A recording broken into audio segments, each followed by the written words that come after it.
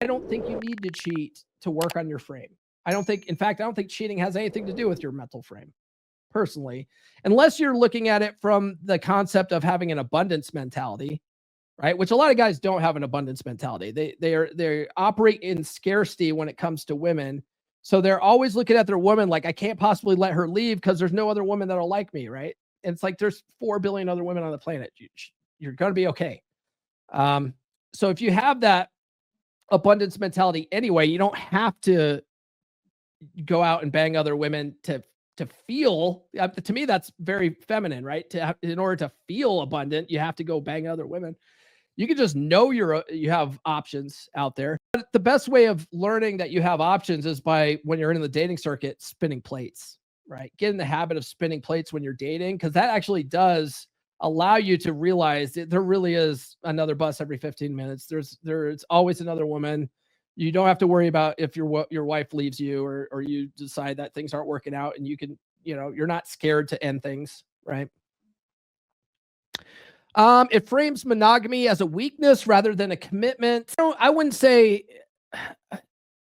I don't think a commitment's necessarily strength either. It's kind of an interesting thing to say, but it's like I don't necessarily look at monogamy as weakness. I think that's a personal preference, right? A lot of guys like the convenience of monogamy, right? It's even Rolo said at one time. Man, it's probably been 2 years now. I know he said it on a live stream. I couldn't tell you the exact live stream, but I know he said it before. He said there's something to be said about knowing where your pussy's going to come from, right? Now I have to go out and hunt that pussy. You have pussy at home, right? There's something to be said about that, right? It's kind of convenient to have that, but I don't look at that as weakness, right? Being monogamy, like, it's all in your mindset about it. You know what I mean? You can have an abundance mindset and still be a monogamous person. So I don't think it's a weakness at all. Um, and then it ignores long-term consequences, including emotional damage and divorce. Yeah, you cheating on your wife's probably going to create some emotional damage. That's not necessarily your problem, though. It's kind of her problem, I guess. I guess it depends on how on your reasoning behind it all. Whether you want to go do that. I just don't think it's necessary to do. I just really don't. I really just am a do as you say, or sorry, not as do unto others as you would have them do unto you kind of guy.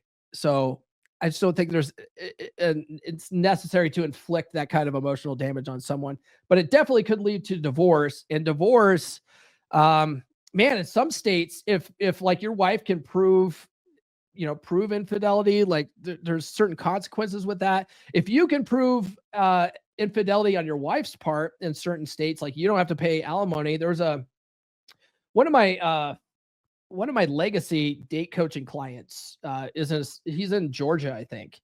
And I think Georgia is one of those states where if you have like evidence that your wife cheated on you, you don't have to pay any kind of alimony or anything like that. I think you still have to pay child support, but you don't have to pay alimony. And so he has like all sorts of evidence. He hired a private investigator and caught his wife cheating, but I don't know, man. It definitely could lead to divorce. And I think for guys, divorce has a lot of consequences to it that you want to avoid if possible, right? There's lots of monetary consequences. There's, the average cost of divorce is somewhere between like $30,000 and $100,000, right? And that's attorney's fees, and it depends on if there's like children involved and in custody battles and all that kind of stuff. There's opportunity cost loss. There's stuff like you have to refurnish your house. There's all sorts of like just expenses along with that, on top of the alimony payments and the child support payments, all that kind of stuff, plus the emotional, wreckage of a divorce. It's just not good for anybody.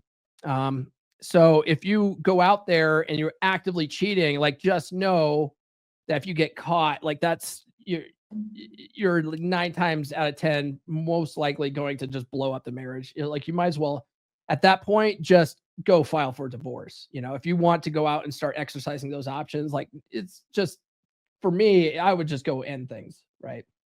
But that's me. Do what you gonna do. All right. There was a study that was done God, 2011, 2014, that vast majority of women have a backup guy in mind if the relationship fails, right? Because most women have some kind of male orbiter or male orbiters in their lives, like always as options. They just not might not be exercising the options, but her work husband, the guy that's always chatting her up at work and inviting her out to lunch, and maybe she does go to lunch with him on occasion or whatever. Um, there's guys in her DMs and stuff like that. There's like women have infinitely more options than guys. And so women tend to monkey branch a little bit more, right? When the relationship's failing, they start lining up those male orbiters and stuff like that. So that's essentially what he's saying, right? So he advocates having backup options, other women in case of divorce. And I honestly don't think that's necessary. I don't think that's necessary personally, because there's always going to be options after you get divorced, right? Especially if you've worked on being a more attractive man in general. If you're a more attractive man and you're out talking to everyone you meet and stuff like that, you'll notice all the options around you. You don't have to actively pursue them while you're still married or still in a relationship. You don't have to do that, right? That's all I'm saying. Like, you could do that if you wanted to. I personally don't think it's necessary, right? But that's what he advocates, having backup options. And that sort of thing could create emotional distance from the wife by shifting focus externally.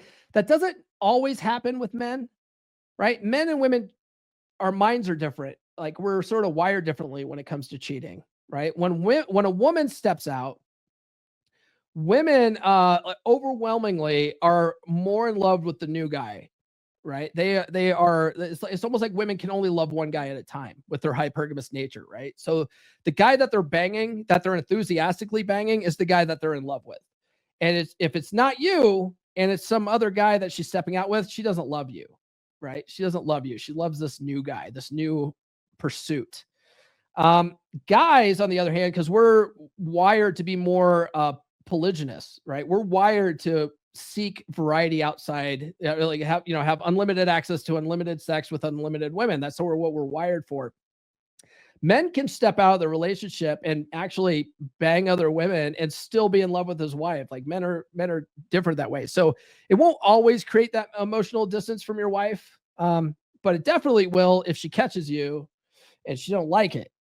But a lot of women are funny too, because if they as long as you're not embarrassing them and it doesn't get like like the whole neighborhood doesn't know that you're sleeping around, and she sort of maintains that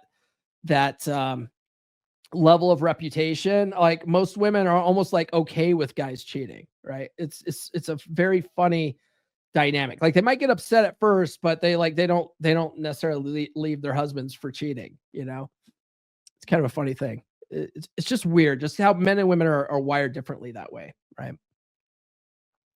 But it definitely, if you have women as backup plans, definitely increases the likelihood of infidelity and marriage breakdown, especially if, man, you go out and you find a girl and she's just treating you like an absolute king, and your wife is treating you like, she's taking you for granted and she just treats you like garbage. You're going to definitely be like, yeah, I don't need my wife anymore. Which that's sort of on your wife, I guess. I don't know. Is it though? I mean, if you look at it from a moral perspective, like, you are the one that cheated, but then I don't know.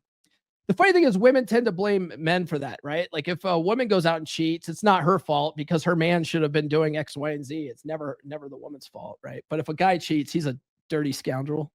The way I look at it is like, whoever cheats is a piece of shit, right? They're a piece of shit no matter what the justification is. That's me. That's personally me. That's not red pill praxeology. That's Paul's praxeology. That's what I say. Like, you can take red pill is taking the morals out of it, and then you put your own morals on top of it, right? If you don't have the moral scruples to do this stuff, then by all means, go do whatever you're going to do. New episodes every Monday, Wednesday, and Friday. Subscribe now.